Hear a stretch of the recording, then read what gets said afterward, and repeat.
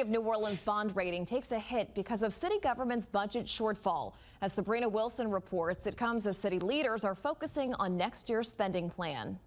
As Mayor Cantrell presented her proposed 2026 budget, City Hall's money crunch was on her mind. We need revenue that is big. We need revenue that is going to truly meet us where we are in this moment.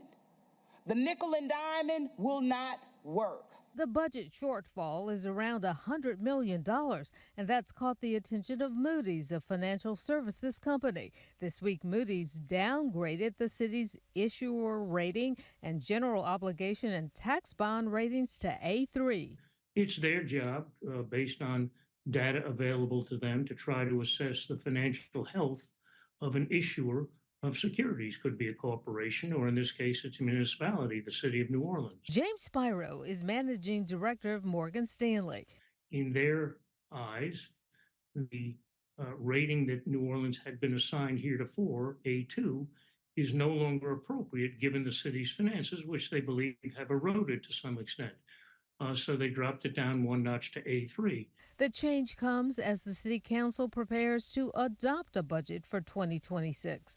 While it did drop from A2 to A3, and that's not a positive thing, it's still well within the range, if you will, of investment grade. And I think most people would consider it a reasonably solid rating. Still, a downgrade could increase the cost of borrowing for the city. All things being equal, it would depend on how long they're trying to borrow and how much they're trying to borrow and so forth. Those are all things that are taken into account by companies that underwrite municipal paper.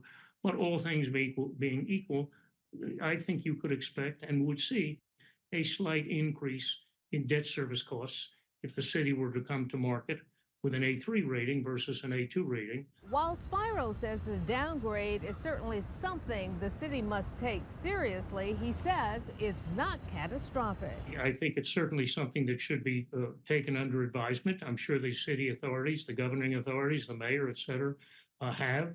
But would I call anything about this catastrophic? No. No, I wouldn't think that's an appropriate word. I just think it's something that needs to be addressed. And any expenses have to be aligned with the revenue source. That's imperative that we do so.